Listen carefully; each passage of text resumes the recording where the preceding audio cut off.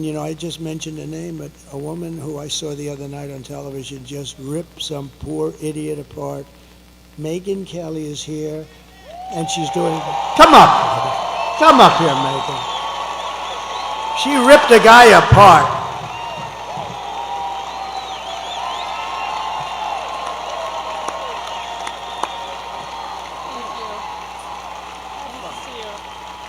Hi, everybody. Hey, it's great to see you.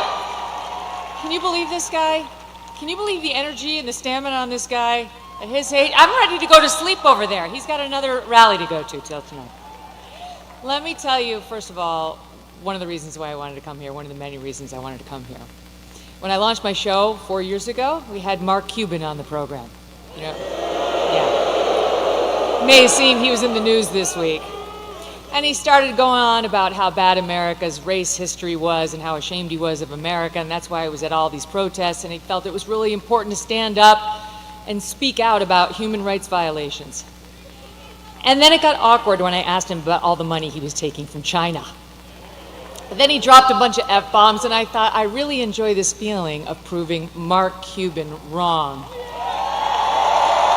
And so here I am at a Trump rally, a strong, intelligent woman to prove Mark Cuban wrong again. I won't take up much of your time, but I do want to tell you the main reasons I am voting for Donald Trump. Number one, immigration. He mentioned it. And people like Laken Riley. I'll be thinking about her tomorrow all day. 22 years old, killed in Georgia, a young nursing student by an illegal. I'll be thinking about Jocelyn Nungare, 12 years old, in Texas, murdered by 2 Venezuelan illegals. President Trump closed the border. Kamala Harris opened it by choice. It wasn't accidental. She said it would be humane. That's what she and her boss believed. Tell it to Laken Riley's family. There was nothing humane about it. He closed it. They opened it. It was an intentional choice, and there's no reason not to believe they won't do it again. The boys should not be in the girls' sports. The boys should not be in the girls' bathrooms. The boys should not be in the girls' locker rooms. Peyton McNabb, North Carolina sophomore in high school, slammed so hard in the face by a volleyball hit at her by a boy pretending to be a girl, she suffered traumatic brain injury and permanent paralysis. Kamala Harris looks at her and says, be kind, suck it up. And that's what's right. Why do our girls have to face brain damage in order to be kind to boys who want to invade their sports? And by the way, they are going into the women's prisons. She changed the law in California to make sure the taxpayers would pay for their sex change operations. She was not just following the law, she changed the law. President Trump will stop it.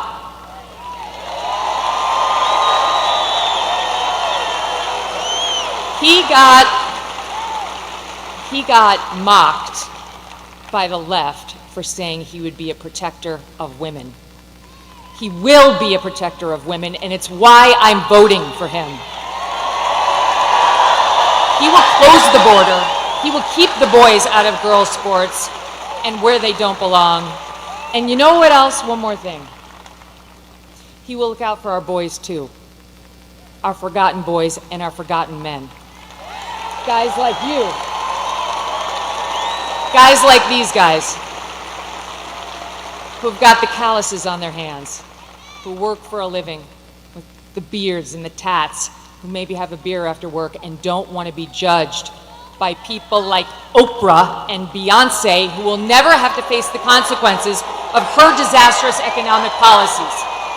These guys will. He gets it. President Trump gets it. He will not look at our boys like they're second-class citizens. And ladies out there who want a bit of girl power in this election, let me tell you something. How can you win when the sons and the husbands and the brothers and the dads you love are losing? It's not a win. We care, young women and older, about the lives of our children, the safety of our children.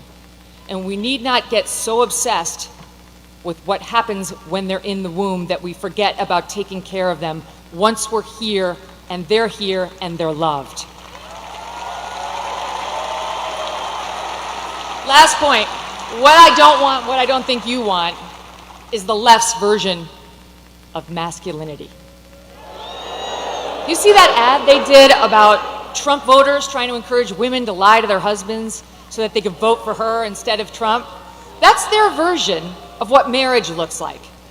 An overbearing husband who bullies his wife into saying she voted one way as opposed to an honest, open relationship. Oh wait, I'm talking about Kamala and Doug.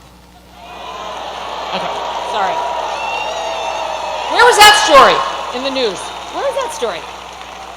I don't remember a single media person, not one, who sat with him, asked him about the abuse allegations against him by a successful professional attorney who has great details, who has receipts, who has witnesses. No one even asked about it. I'm not into their version of toxic masculinity or new masculinity. I prefer the old version. Them, all of you, and I prefer a president who understands how to be strong and how to fight. I hope all of you do what I did last week.